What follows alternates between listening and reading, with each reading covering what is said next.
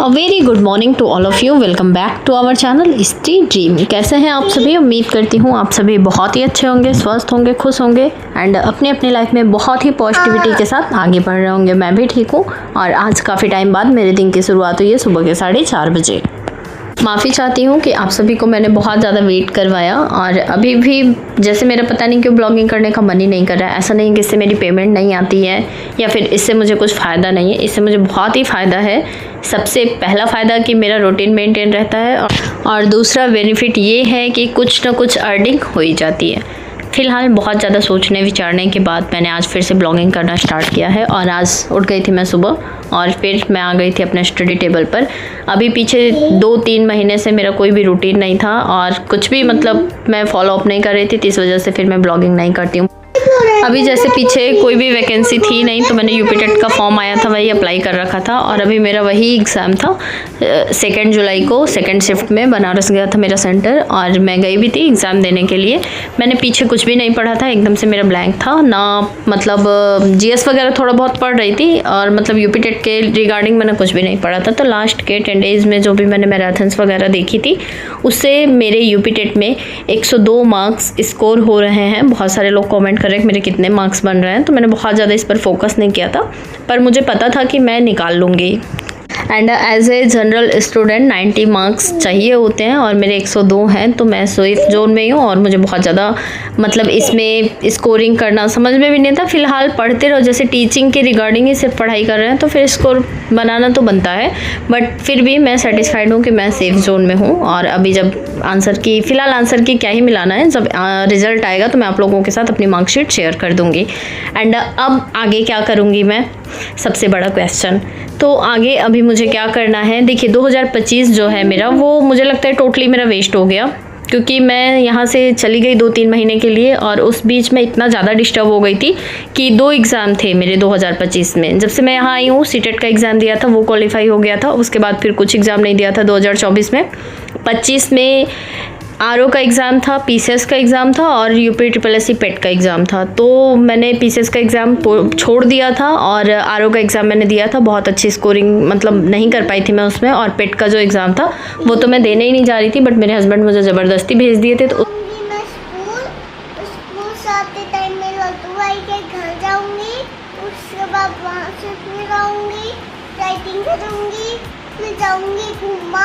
और मेरी मम्मा मुझे प्यार कर लेंगी। उसमें भी मैं बहुत अच्छे स्कोर नहीं कर पाई थी, क्योंकि मेरे सूरत से आने के बाद ही ये दोनों एग्ज़ाम कंटिन्यू हुए थे। मैं जून में आई थी, मिड जून में, और जुलाई में आरओ का एग्ज़ाम था और मुझे लगता है सितंबर या जब भी था पेट का एग्ज़ाम था।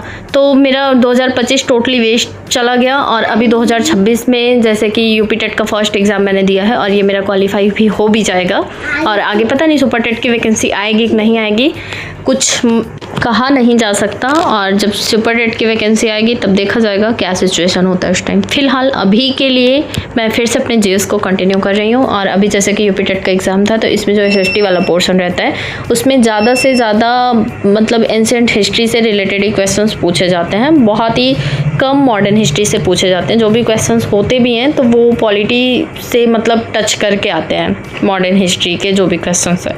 तो अभी फ़िलहाल मैंने जैसे कि पढ़ा हुआ है पीछे एसएसटी थोड़ा बहुत, तो मैं चाहती हूँ कि मैं एक बार एंशिएंट हिस्ट्री का रिवीजन कर लूँ। इसके लिए मेरे पास सार संग्रह है, सुबह में मैंने उसको पढ़ा था लगभग 1.5 घंटे, 1.5-पौने 2 घंटे।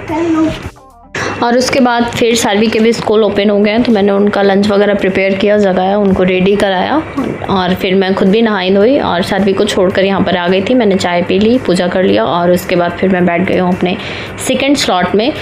अभी मैं यहाँ पर कर रही हूँ घटना चक्र से पॉलिटी, और मैं टारगेट रखूँगी कि नेक्स्ट 15 डेज़ में ये मैं कंप्लीट कर लूँ एक बार, मतलब कंप्लीट रिवीजन कर लूँ इस बुक का। PYQs हैं। और हाँ, मैं आप लोगों को बता रही थी, बीच में भूल गई बताना है कि आगे मैं क्या करने वाली हूँ। तो अभी जैसे कोई फॉर्म आया नहीं है, अभी मैंने लोअर पीसेस का अप्लाई कर रखा है।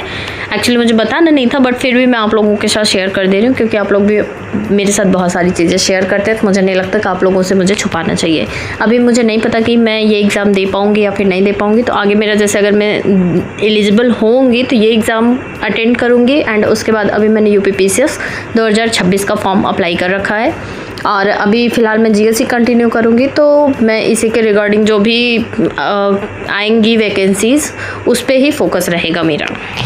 और अब कोई मुझे ये नहीं बोलेगा कि मैं कंफ्यूज हूँ, मैंने कभी टीचिंग पर स्विच किया, कभी पीसीएस या फिर इन सब एग्ज़ाम पर स्विच किया, तो ऐसा कुछ भी नहीं है। मैं एकदम क्लियर कट हूँ कि मुझे कौन सा एग्ज़ाम देना है। लेकिन जब तक आपके पास कुछ हाथ में नहीं होता है ना, तो आप हर छोटी छोटी चीज़ों के लिए अपने हाथ पैर फेंकना स्टार्ट करते हैं, और वो भी तब जब आपकी लाइफ बहुत तेज़ी से आगे बढ़ रही हो और आपके हाथ में कुछ भी ना हो। तो आप चाहते हैं कि जो भी मिल जाए मतलब हाथ में आ जाए। एटलीस्ट आपको आजकल अगर ग्रुप डी की भी जॉब मिल रही है ना, तो मुझे लगता है कि 50,000 कहीं नहीं गए हैं आपके अपने हाथ में। ऐसे तो बहुत सारे लोगों ने प्राइवेट सेक्टर में भी जॉब स्टार्ट कर दी है। मेरी खुद की फ्रेंड्स हैं जो कि 2 लोग हैं प्राइवेट सेक्टर में जॉब स्टार्ट कर दी हैं, और बहुत अच्छा रूटीन भी उनका बन गया है और वो अर्निंग करना भी स्टार्ट कर दी हैं। एक्चुअली मुझे भी ऑफ़र मिले 1-2 स्कूल में पढ़ाने के लिए, बट मेरे हस्बैंड एग्री नहीं करते। वो कहते हैं कि जो कर रही हो वही करो 1-2 साल अभी, और फिर देखते हैं कि आगे क्या करना है। तो फ़िलहाल अभी जैसे कि कोई एग्ज़ाम है नहीं, फ़िलहाल मेरा मेन टारगेट तो आरओ का एग्ज़ाम था। अगर वो वैकेंसी आती है तो जीएस में पढ़ ही रही हूँ, तो उस पर स्विच कर जाऊँगी। अदरवाइज़ फिर जो आगे एग्ज़ाम है उसी को फोकस करके मैं पढ़ाई करूँगी।